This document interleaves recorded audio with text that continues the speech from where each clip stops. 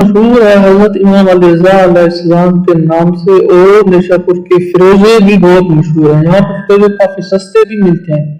پورے ایران میں سب سے اچھے اور قیمتی فیروزے آپ کو یہیں پر ملیں گے.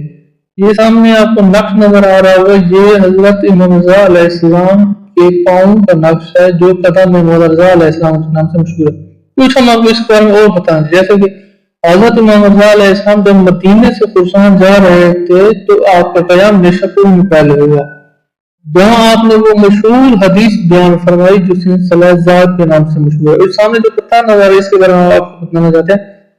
آپ کے مبارک پیروں کا نقشہ موجود ہے. یہ سامنے جو نظر یہی نقشہ وہ جو قدم گاہ مولا رضا علیہ السلام کے نام سے مشہور. یہ جو نظر آئی یہ سب وہی نقشہ مولا رضا علیہ السلام کے قدم گاہ کے نام سے بہت ہی مشہور ہے. یہ سامنے جو آپ زری نظر ہے اس کے اندر وہ نقشے موجود ہیں جو آپ دیکھیں گے.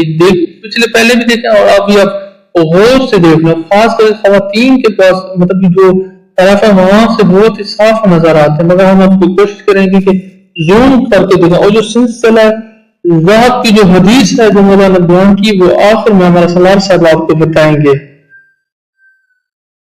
یہاں پر بھی آپ کو دو نماز زیارت پڑھنی پڑے گی کیونکہ آپ نے زیارت کی ہے. اس وجہ سے آپ دو رکعت نماز شکرانہ